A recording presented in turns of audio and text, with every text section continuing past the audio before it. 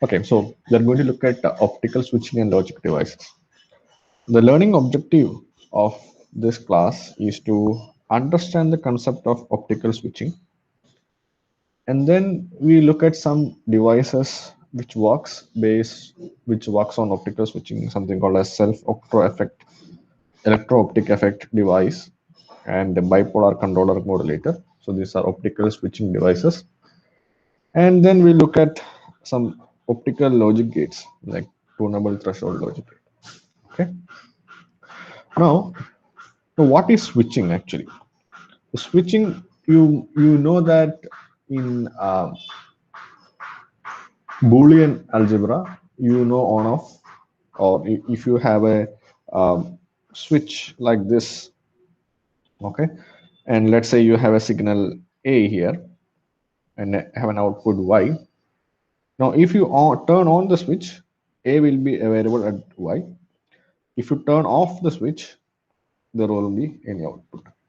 Okay, so this is your normal switching. Now, there is this is a digital switch where you have only two control. So this is called as a control.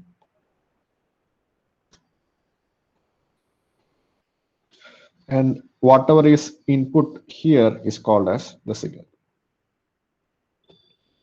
And Y is your output. This is your normal logical switching, digital switching, where you have only two states, either on or off. Similarly, you can have a analog switching where instead of giving a digital logic, you have an analog logic. So this is an analog control. Okay. So for example, the signal can be a sine wave. So by controlling the switch here analog, like it is not on or off, but it can have take some voltages, then your output can have variations with respect to the input. For example, there can be a change in the amplitude. Okay, so you will have a small signal like this. Okay, or you can increase the amplitude. So this is called as analog switching, where by controlling using some analog controlling the signal using analog control, you can have an output. Now we have something called as an optical switching. Basically, you have a switch, and this is an optical control switch. Means when you shine light on it, the switch can be either in any of the states. Okay, this is similar to analog control, and the input here is also an optical input.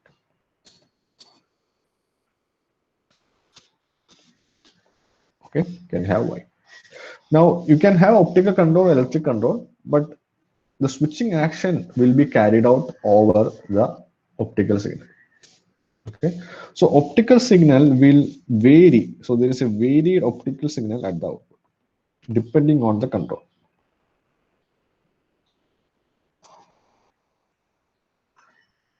Okay, just to give an example, let's say the control is in such a way that if you shine light on the control, then it will act as a symbol transmitter.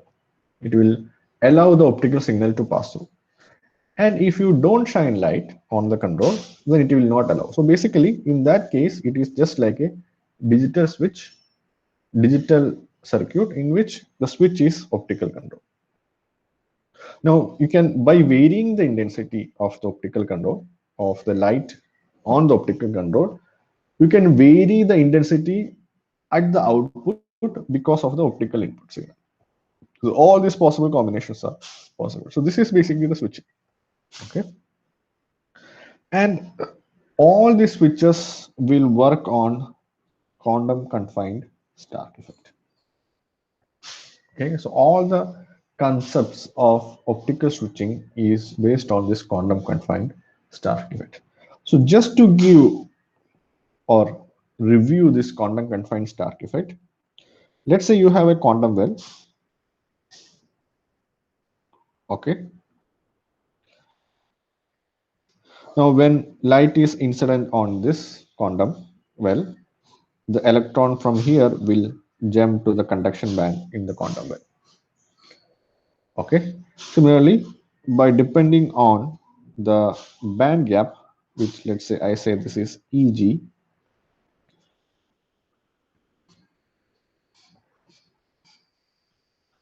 and if the incident photon have enough energy to excite the electron from conduction valence band to conduction band, the electron will absorb that photon and move to the conduction band, and this will finally conduct current. Okay. Now, if I apply a voltage across this circuit, then the conduction and valence band will get tilted. Okay. So when I apply a voltage, it will be something like this.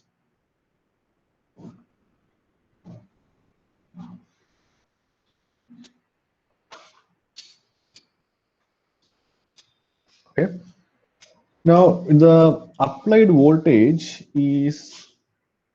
will make will make sure how much the tilt is there in the band diagram. Okay. So if the applied voltage is high, then it will have a high tilt. If the applied voltage is low, then you will have a lesser tilt. Now what happens because of this tilt is the band gap will change. So usually this is now your new band gap. Okay. So this Eg dash will be less than Eg. Okay. So now you need to give a different photon of a different energy to have the electron move from the conduction valence band to the conduction band. Okay. Now, as the tilt keeps on increasing, then you will have energy levels which is almost equal in valence band and conduction band. Okay, so let me try to draw that.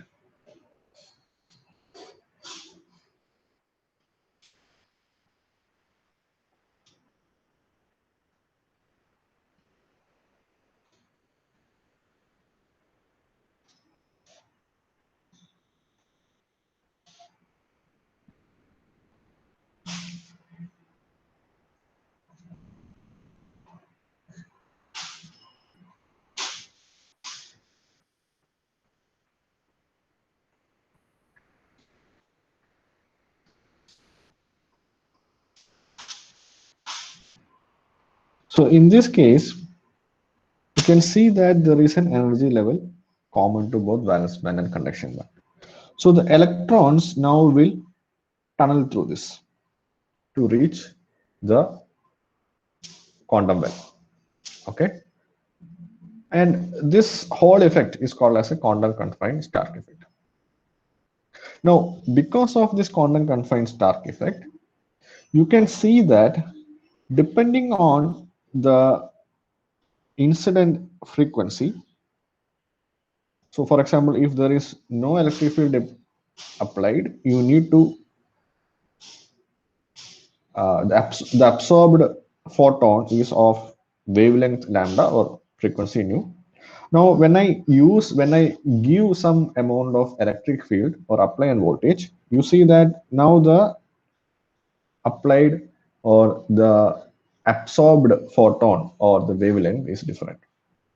So if you keep on shining the same frequency, the absorption will vary.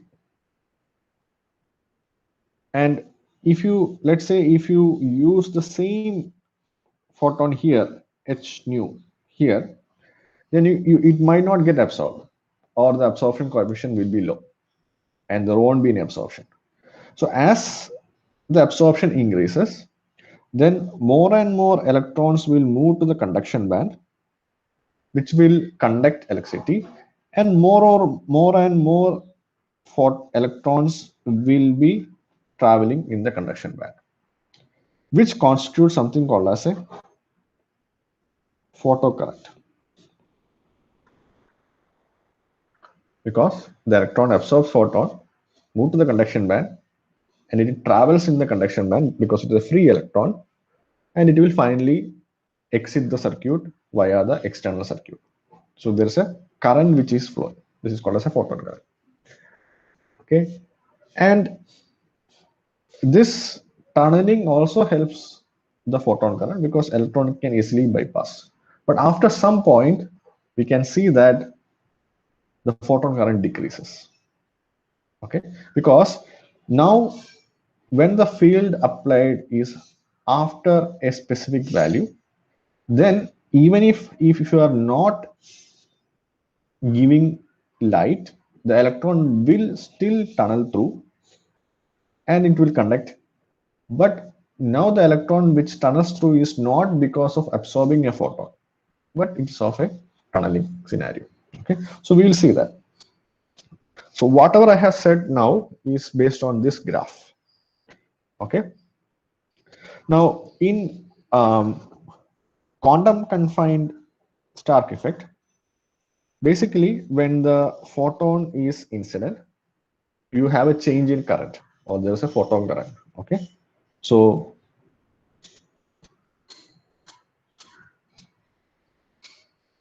photon incident implies change in current, which is called as the photocurrent. Okay, now because of this change in current, we can use this structure also for photo detection. So depending on the current which is flowing through the external circuit, so basically the circuit will be something like this. You have this material and you apply a bias. Okay, so this a bias voltage is applied. Usually it will be in the reverse bias to dictate this photocurrent. And this is the expression of the photocurrent. Okay, where V is the applied bias, alpha is the absorption coefficient, P incident is the power of the incident photon, W is actually the width of multi-quantum well.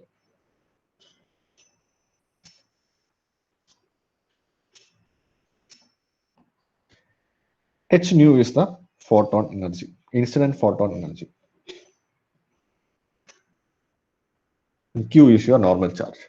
Okay, this is the equation for the photon current, photocurrent. Okay, now if let's look at this graph. If you see, this is the bias. So you are increasing the applied voltage from 0 to some high value here. Initially, during this time, when the bias voltage is low, the band is not tilted.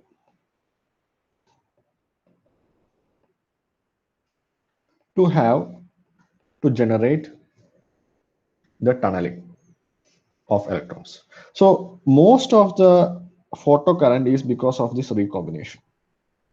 Means that the electron from valence band will absorb the photon, jump to the conduction band and conduct electricity. Okay. Now, as the bias voltage is increased further, the tunneling of the electron will take place. That is this region. Still, it is absorbing some energy because it still needs some energy to uh, uh, move to the conduction band. Okay, and there is also tunneling of electron takes place, which will finally conduct electricity. Now, after some time, now if the bias is increased still further, then the band is too much tilted. Okay, so in that case, Now the electron might not need to absorb the photon. It will directly tunnel through it. Okay. So in that case, after the bias is increased still further, the photo current will decrease. That is this. Okay. That means when the voltage is increased, so in this region, when voltage is increased, current decreases. And this region is our area of interest. This is called as negative differential resistance. Because by Ohm's law, if you increase voltage, the current should also increase. Okay. So in this case, when you are increasing the voltage, the current is decreasing, which means it is some kind of a negative resistance. And we use of this negative differential resistance to manufacture the optical switching and logic devices. Okay, so all these effects, all these um, devices are based on quantum confined Stark effect, and this is something called as a self electro-optic device. Okay, so you are not doing anything else on this device. You're just applying the field and giving a optical signal. That's all. Okay, and this is an example of select self electro-optic logical or optical switching device. This is called a SEED, self electro-optic effect device. Okay, so let's see the working. So you have a P here, there's a multiple quantum well here, there's an N here. So this quantum well is intrinsic. So I call this as Pi in bracket MQWN, where I means there's an intrinsic part. Okay, now you apply a reverse bias voltage. So this is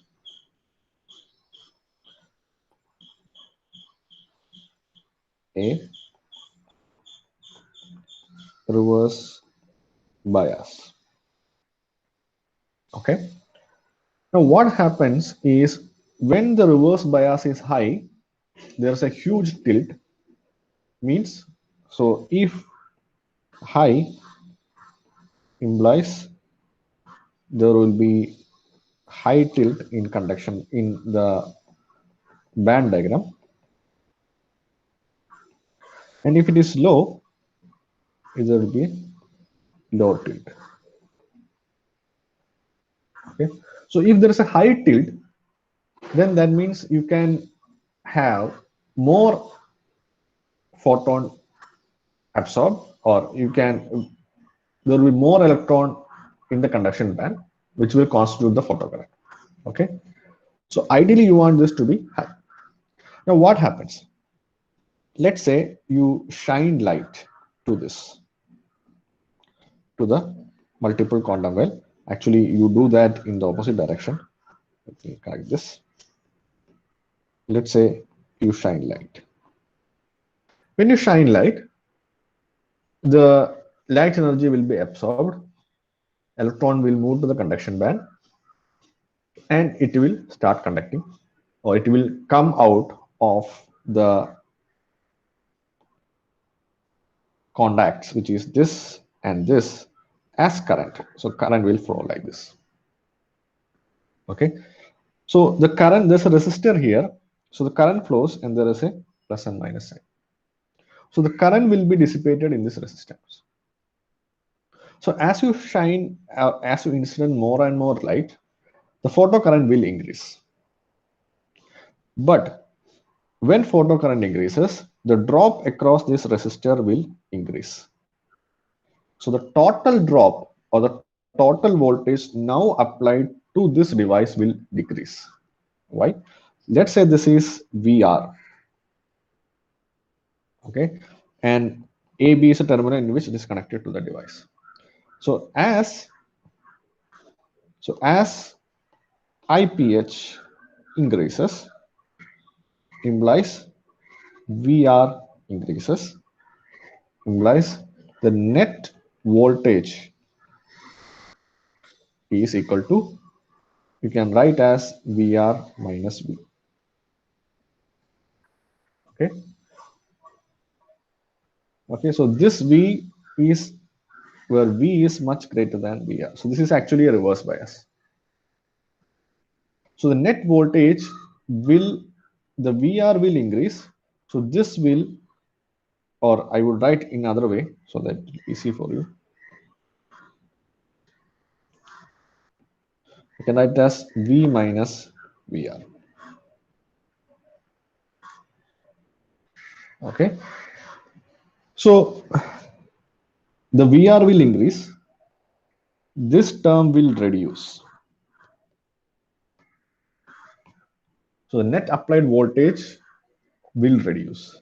When the net applied voltage reduces, implies the quantum confined Stark effect will reduce because the applied potential is reducing, the tilt will become low. Okay, and this causes the photocurrent to reduce. So you started with photocurrent increasing and you finally end up with photocurrent reducing. Now when photocurrent reduces, the VR will decrease. When VR decreases, the net voltage applied will increase. So net voltage increases means the photocurrent will increase, which is this.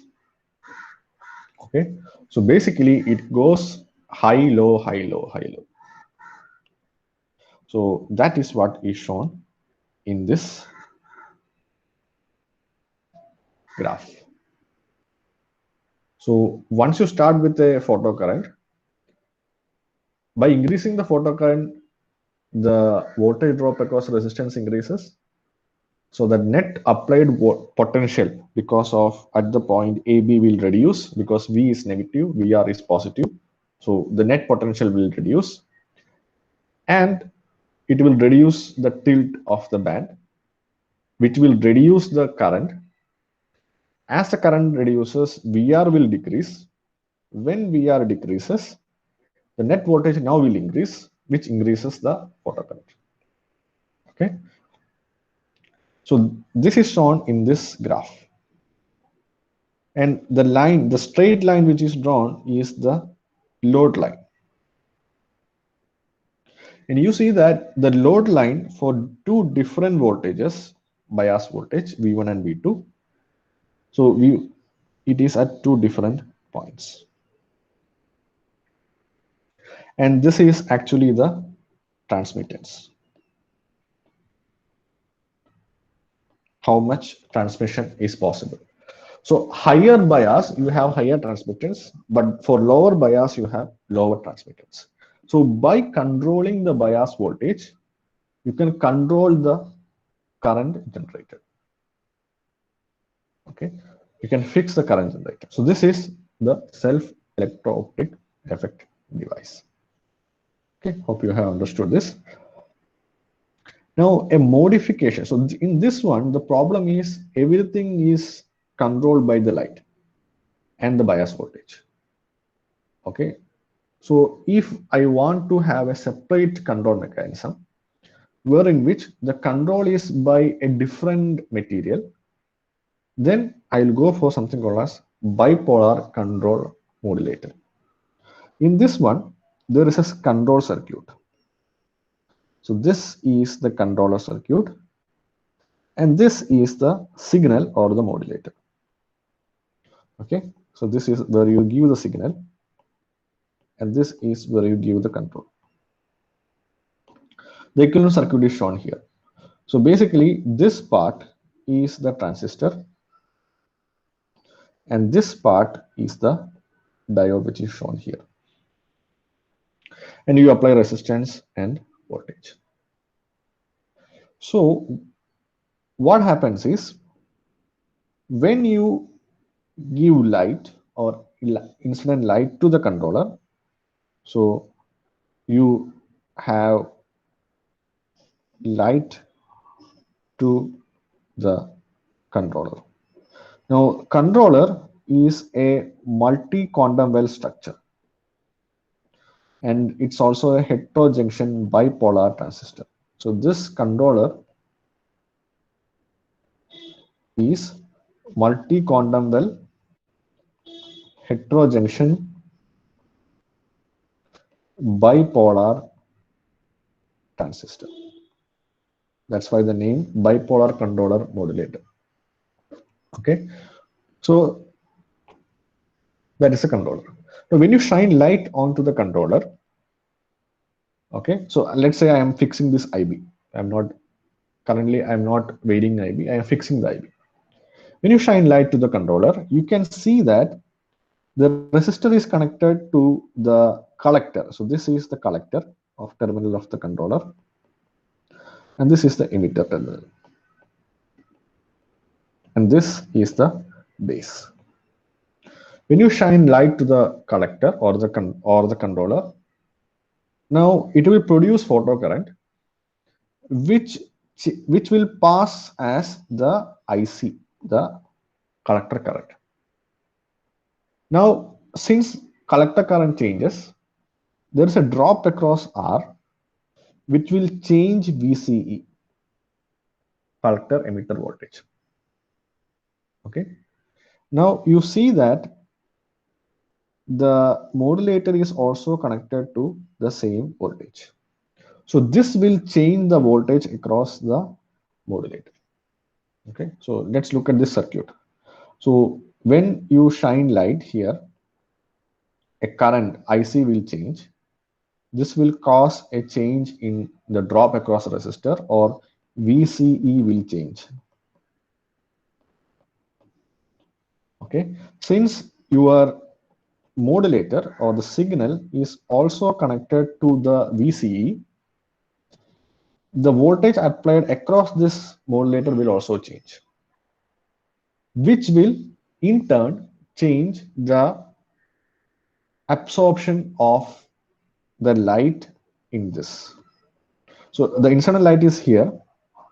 Okay. Now, as you change the potential across the modulator, the absorption will change, because we know that if there is higher potential, there will be lesser absorption. If there is lower potential, there will be higher absorption. Okay. So the absorption will change, and so that the light coming out will depend on the applied potential.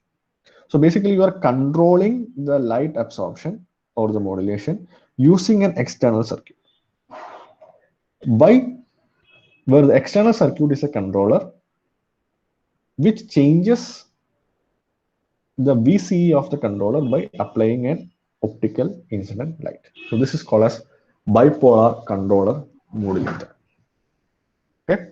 So I'll try to write a note for you, because I know this is just a picture which I haven't given any kind of um, theoretical explanation, but I'll try to give a note for this so that we'll understand. Okay, so this is the basic picture. Fine. So only thing you want to understand is, using the controller, you change the voltage across the modulator, which in turn changes the absorption of the modulator. Okay, so basically the absorption coefficient of the modulator is changed.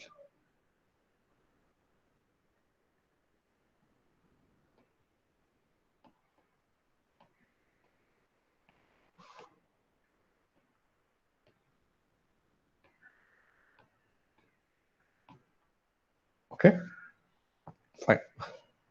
Now let's look at another scenario where in which you can have an optical amplification. This is using gallium arsenide, aluminum gallium arsenide, multi-quantum well heterojunction bipolar transistor. Now there's a small difference from the previous circuit. So here the modulator is connected to the base. Okay, and you have a varying IB. The bias current is varying. Okay, or you can fix the IB, whichever is easy for you. Okay, so we'll see that in the next slide. Fine. Now the principle is again the same.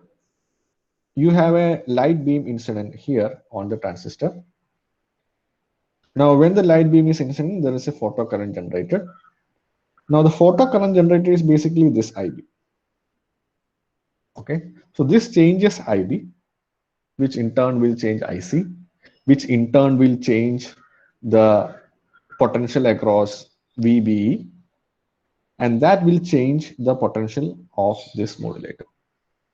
Okay, so IB changes, because of which the potential across this will change.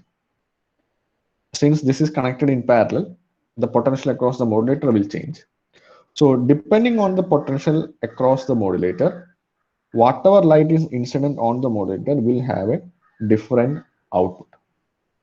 So if there is a higher field, there will be a lower absorption. If there's a lower field, there will be higher absorption.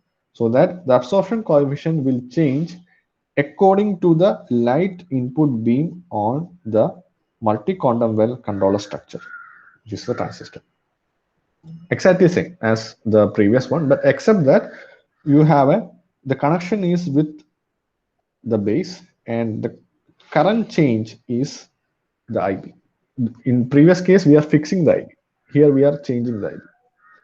Okay, this is basically a kind of amplification also, because you can see that you can have higher output by higher output light beam when you compare to the previous one. This is optoelectronic amplification.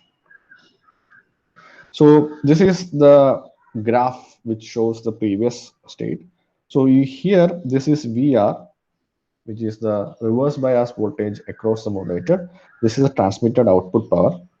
Now, as the VR increases, the transmit output power decreases because you have lower absorption. Sorry, you have higher absorption. Now, after some time, it will increase, maybe around after 10 volt. So where the tunneling starts and you have current, the light also absorbed. Okay? And if you plot the PI versus PM, which is input versus output power, you see that after, if you fix IB is equal to, let's say, 500 nanoamps, after certain IB, sorry, after certain input power, it will linearly increase. So if you can make this as a switch, because you have a zero output power after certain input power. So if you give an input power something in this range, the output will be zero.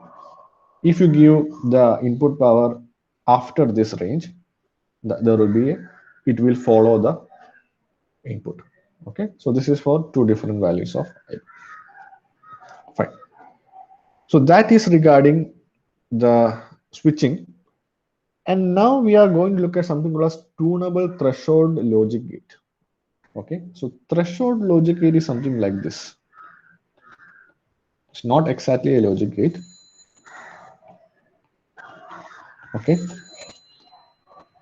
let's say you have input x1, x2, x3. It might be some voltage. Now you would give some weight to this. So my output will be W1 x1 plus W2 x2 plus W3 x3.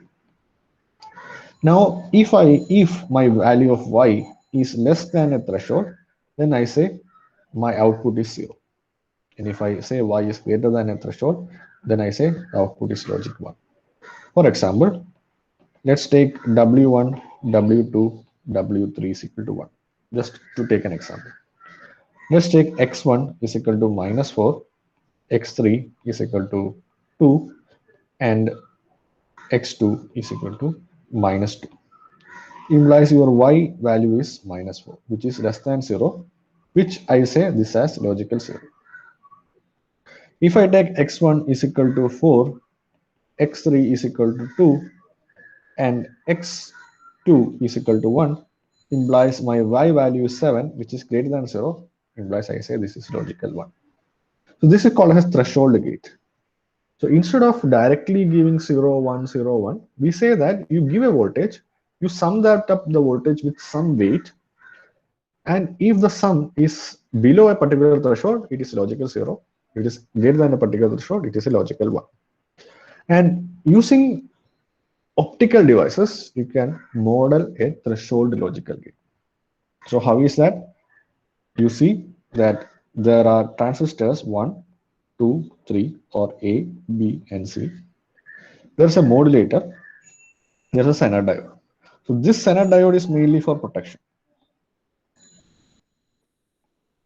okay, or you can do for clamping the output.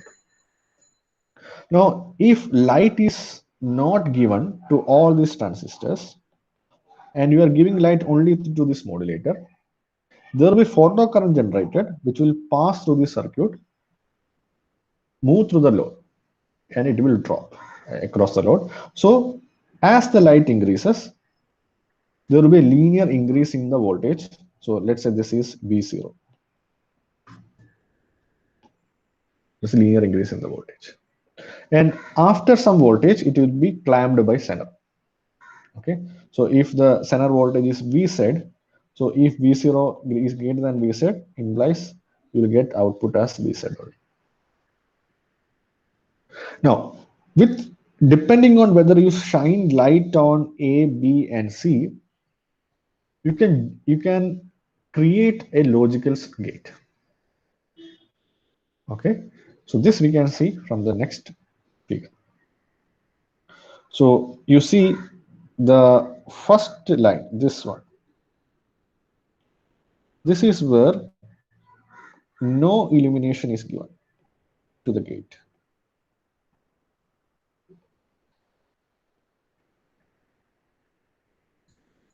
Which means as you increase VR, which is this voltage,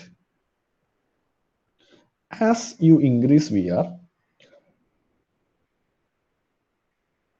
if you shine light on the modulator, or as you increase VR, let's say the modulator doesn't also have any light. So the voltage across the load will increase. There is no current because the VR is zero. Sorry, the whatever modulator input, optical input is zero, because of which there will be no current. So all the voltage will drop across the load. And after this, there's a Zener which will come into picture, which is this region. Because of Zener clamping, it will be constant 12 volt. So let's say this is a 12 volt Zener. Now, depending on whether you give 12, 18.7 or 24, 27.0, you can realize a NAND. So a NAND gate or a inverse carry gate or a NOR gate. Okay, which is shown in this truth table. So V1 is 12, V2 is 18.7, and V3 is 27. Okay, so I think, okay, so NOR means if all the inputs are 0, then the output is 1. Okay, so what does it mean? It means in transistor A, you shine light. Sorry, there is no light, means it is logical 0. Transistor B, no light, which is logical 0. Transistor C, no light, which is logical 0. So if this is a condition, then the output will be 1. So at 12, okay, so this, the outermost line is no illumination. Let's say this is illumination at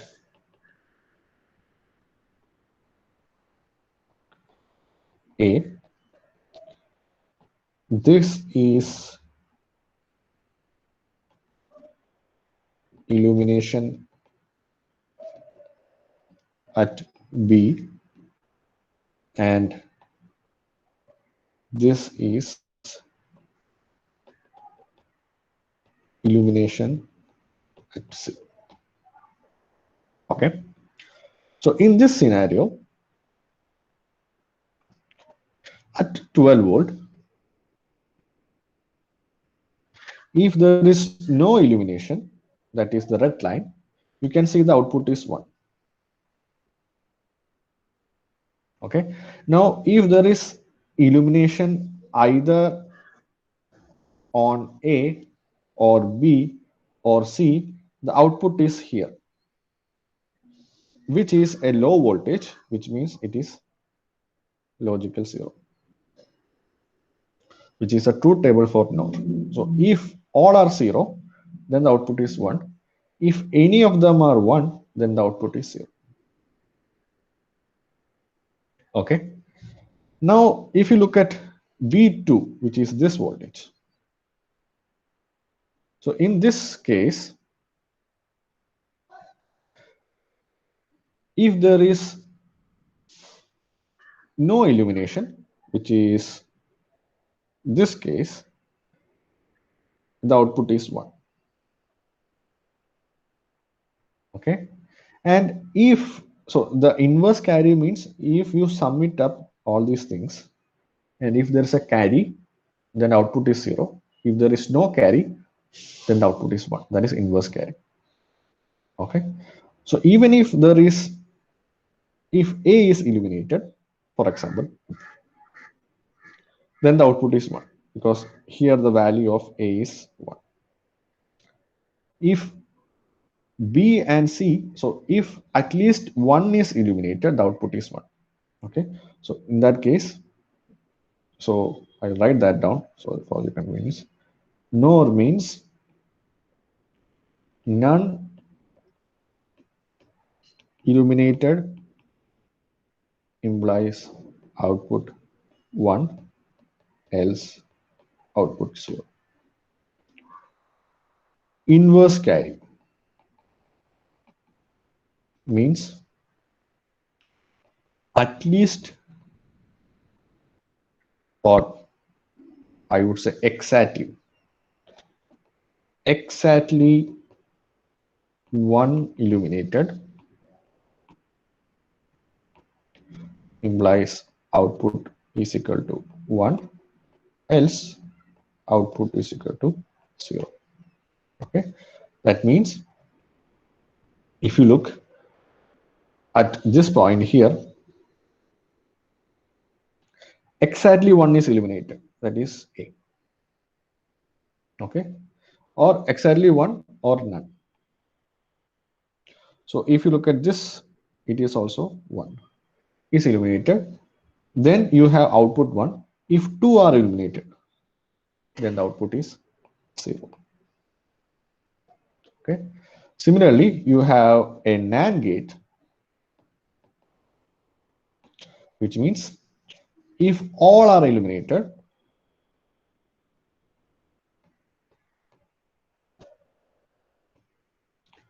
output is equal to 0, else output is equal to 1. Okay. So all are eliminated means this.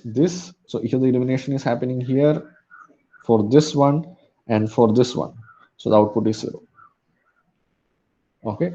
So for all, sorry, for all are eliminated, the output is 1, which is here. If anyone is not eliminated, so yeah, sorry.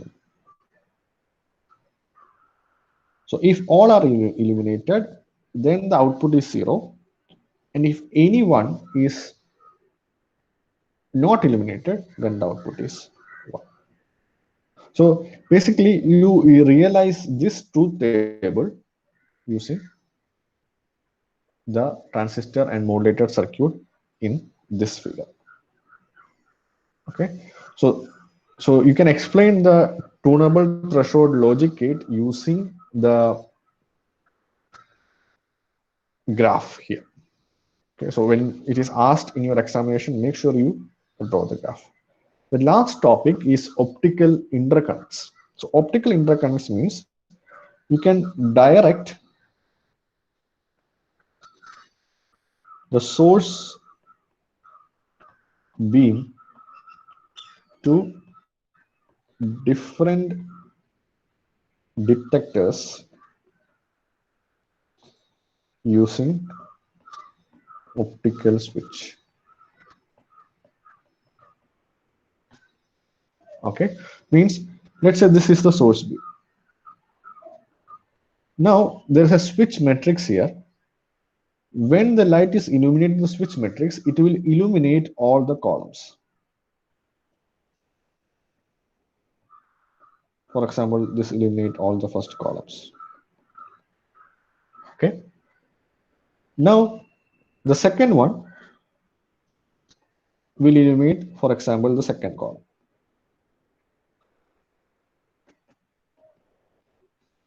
Okay. Now the switch will work in such a way that all the first row is illuminating the first detector. Okay. The second row will be illuminating the second detector, and so on.